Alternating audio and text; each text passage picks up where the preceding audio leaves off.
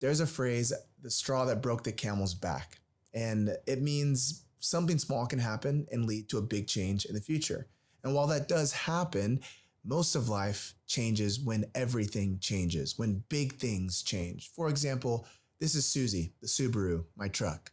She's broken. There's something wrong with her carburetor, which controls the balance of fuel and oxygen. You see, vehicles need fuel and oxygen to run. And if the balance is off, it'll either shut down or run poorly. Our life is similar. When the balance is off, we feel it or we just shut down. Susie's carburetor, on the other hand, is not a quick fix. It's not like I can just twist a few bolts and replace a few small parts and then she's ready to go. She needs a big change. Nearly everything in the carburetor most likely needs to be repaired. For Susie, everything is going to change when everything changes. And everything changed in Matthew's life when he met Jesus in Matthew chapter 9. He went from being a tax collector or a thief to being one of the 12 apostles of Jesus. How? Jesus called him, and then he responded by faith with a big change. He left his job. You see, we crave newness. We want to experience the newness of life, but we're often stuck behind fear. What if haunts us, and we either stay put or we make little insignificant changes that don't impact much. Little changes make us feel good, right? Like big changes make us feel uncomfortable. And when we feel we need to change, we make a small change. There's a sense of relief like, oh, okay, at least that'll do something, right? Something will happen, but nothing usually does. Or at least the change doesn't remain. We need permanent change, not temporary. We need to look back on our life and say, wow, that was when everything started to feel different, new, fresh. That kind of perspective only comes when we change everything, when everything changes. Marriage, a new kid, a new job, weight loss, freedom from addiction, more confidence, more courage, more peace. These are all big changes that await us on the other side of the big sea of change, but we have to cross it. Now, what's the problem? Well, we think the problem with change is that it'll cost us a lot, but will it? I mean, what if you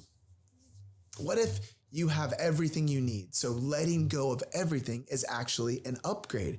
Think about Matthew, for example. He had money, he had power, he had a form of respect from his fellow thieves, but giving all that up to be with a poor rabbi was worth it.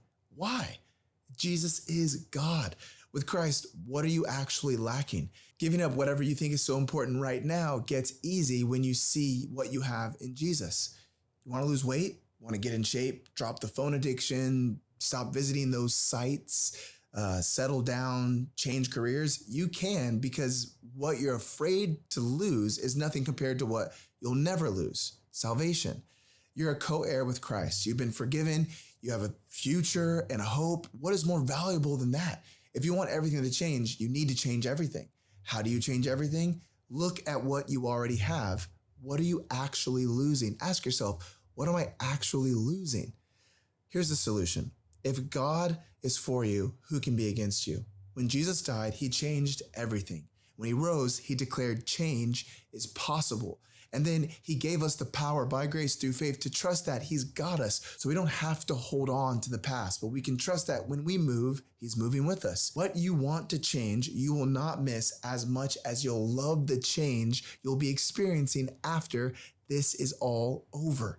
So what is the big change that needs to happen? Dropping a smartphone, a breakup, a new job, a big move, a heavy conversation? Do you trust that you cannot lose what you didn't earn?